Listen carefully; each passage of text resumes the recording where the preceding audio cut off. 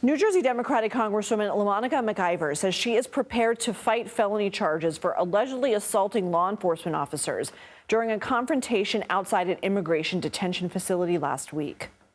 It's political intimidation, and I'm looking forward to my day in court. McIver and several other New Jersey lawmakers, including Newark Mayor and gubernatorial candidate Ras Baraka, had been at the Delaney Hall facility for a tour. Some lawmakers have said the center, which was used as a halfway house until February, is dangerous and illegal. McIver accused ICE agents of creating a, quote, unnecessary and unsafe confrontation when they arrested Baraka for trespassing. That charge against Baraka has been dropped. McIver's attorney says her arrest is, quote, spectacularly inappropriate, adding it is an attempt to shift the blame for ICE's behavior to the Congresswoman. Let's bring in CBS News Justice Department correspondent Scott MacFarlane. So, Scott, why did the Trump administration drop the charges against the mayor and charge Congresswoman McIver?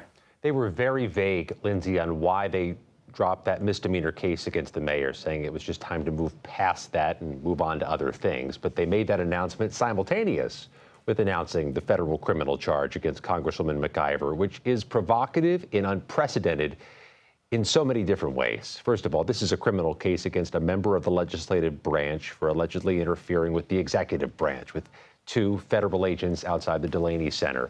But the timing and the way this case was rolled out is different, too. This was announced on social media by the U.S. Attorney in New Jersey. Alina Habba is a former Trump personal defense lawyer, now acting as top prosecutor in New Jersey. But she announced it last night. The case wasn't posted for the public to see or for Congresswoman McIver to see until this morning. It is not the standard practice of the Department of Justice to announce cases before they post them. Usually they let their court filings speak for themselves. Which means, Lindsay, for about 12 hours, Congresswoman McIver was an accused federal criminal without being able to see specifically what she was accused of. The Office of U.S. Attorney for New Jersey, Alina Habba, who, of course, as you'll recall, was President Trump's former personal attorney in his New York criminal case when he was a candidate, charged McIver with assaulting, impeding, and interfering with law enforcement. That's the same charge filed against people who participated in the January 6th insurrection, right? Yeah, assaulting, resisting, impeding police was the charge here in Washington, D.C. for hundreds of Capitol rioters, many of whom were convicted or admitted the crime. In this case in New Jersey, it's a U.S. code alleging that Congresswoman McIver assaulted, impeded, or interfered with police. These are two different federal charges for the Congresswoman, in part, Lindsay, because she's accused of making contact with, assaulting, or impeding two different federal agents, one with the Homeland Security HSI agency, one with the immigration agency. According to the charging document, she put her forearms into two different agents.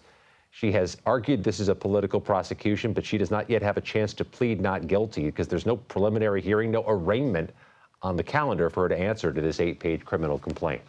And this comes after CBS News learned that the Justice Department is removing its firewall that protects against the risk of politically motivated prosecutions. What can you tell us about that?